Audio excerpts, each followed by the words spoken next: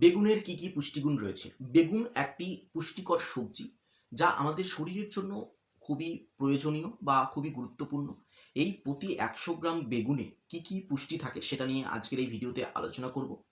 প্রথম ক্যালোরি থাকে ২৫ গ্রাম, কার্বোহাইড্রেট থাকে ৫.৯ গ্রাম, প্রোটিন থাকে ১ গ্রাম, ফাইবার থাকে ৩ গ্রাম, চিনি থাকে ৩.৫ গ্রাম, চর্বি বা ফ্যাট থাকে ০.২ গ্রাম।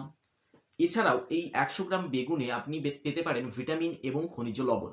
ভিটামিন রূপে কি কি থাকে? প্রথমে আসছি ভিটামিন সি ২.২ মিলিগ্রাম, ভিটামিন কে ৩.৫ মাইক্রোগ্রাম, ফোলেট বা ভিটামিন বি9 ২২ মাইক্রোগ্রাম।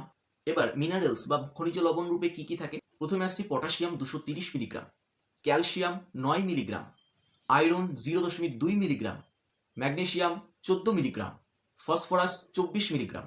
তো এই যে ভিটামিন ও খনিজ লবণগুলো, এছাড়াও এতে অ্যান্টিঅক্সিডেন্ট থাকে।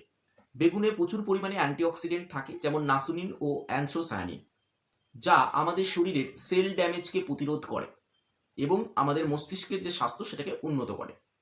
এইসব পুষ্টিগুণে ভরপুর হওয়ায় বেগুন একদিকে যেমন আমাদের রোগ প্রতিরোধ ক্ষমতা বৃদ্ধি করে, ঠিক সেই রকমভাবে আমাদের হাড়কে শক্তিশালী করে তোলে এবং আমাদের মস্তিষ্কের কার্যক্ষমতা বাড়িয়ে তোলে।